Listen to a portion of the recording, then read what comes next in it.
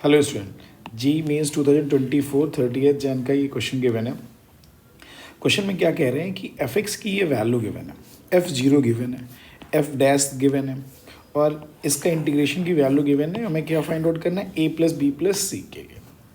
अब देखिए इस क्वेश्चन में हमने क्या किया, सबसे पहले एफ जीरो गिवन है तो हमने एफ जीरो की वैल्यू फाइंड आउट कर ली। तो एफ जीरो की वैल्यू अगर हम बात करते हैं तो उसकी वैल्यू कितनी गिवन है, -1, तो हमने वैल्यू रख दिया। तो A plus B plus C is equal to कितना आ जाएगा, A plus B plus C, C into zero, तो सी इंटू जीरो में वैल्यू रख दिया तो वो हमारी वैल्यू जीरो आ गई और इज इक्वल टू हमारा कितना आ जाएगा, -1। तो ए प्लस बी की वैल्यू हमारी -1 आ गई।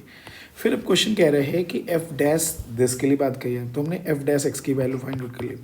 तो एफ डैश एक्स की वैल्यू कितनी आ जाएगी, 2a e की पावर 2x, ठीक है, प्लस बी ई की पावर x और प्लस सी आ जाएगा। ये हमारी एफ डैश एक्स की वैल्यू आ गई।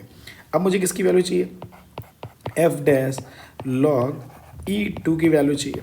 तो अगर हम इसकी वैल्यू फाइंड आउट कर ले रहे हैं तो ये 2a e की पावर 2 लॉग बेस ई टू प्लस बी ई की पावर लॉग बेस ई टू प्लस सी आ जाएगा। अब आपको पता है यहाँ का बेस और ये बेस सेम होता तो वैल्यू दिस होती है, तो 2 को यहाँ बेस दिया तो डायरेक्टली लिख सकते हैं 2a और इसकी वैल्यू आ जाएगी 4 प्लस बी और यहाँ पे वैल्यू क्या आ जाएगी 2 प्लस सी। क्योंकि आपको पता ही है कि a की power log a F x की जो वैल्यू होती है वो किसके इक्वल होती है, एफ एक्स के इक्वल। तो बस ये बेस सेम होना चाहिए। तो यहाँ पे ये जो बेस है e है, ये e है तो ये 4 हो जाएगा, तो इसलिए ये 4 आ गया। यहाँ का बेस e, ये बेस e, तो ये वैल्यू 2 आ जाएगी। अब इसकी जो वैल्यू हमें गिवन है, यानी इसका मीनिंग कितना आ जाएगा, 8a प्लस 2b प्लस सी की वैल्यू आ गई 21। तो ये वैल्यू हमें पता है, ठीक है।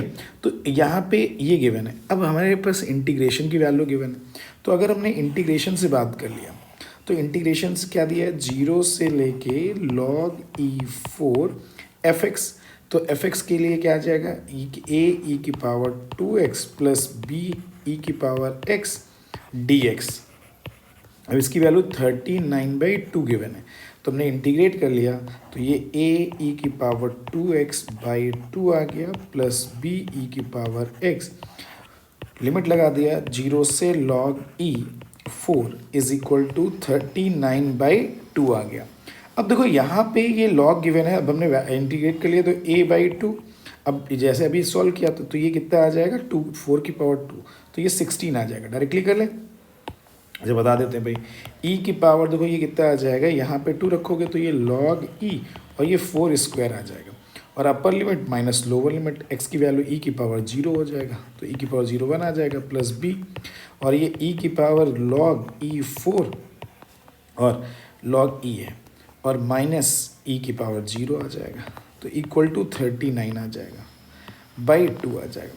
अब यहाँ से देखो a की पावर दिस और इसकी वैल्यू कितनी आ जाएगी, 16 यानी -1 15 आ गया plus 4 -1 3b is equal to 39/2 आ गया। 3 से हमने माइनस कर दिया तो 5a/2 plus b is equal to 13/2 आ गया। b की वैल्यू यहाँ रिप्लेस कर दे रही है, इसको 3a/2 plus a plus b बोल दें इक्वल टू 13/2।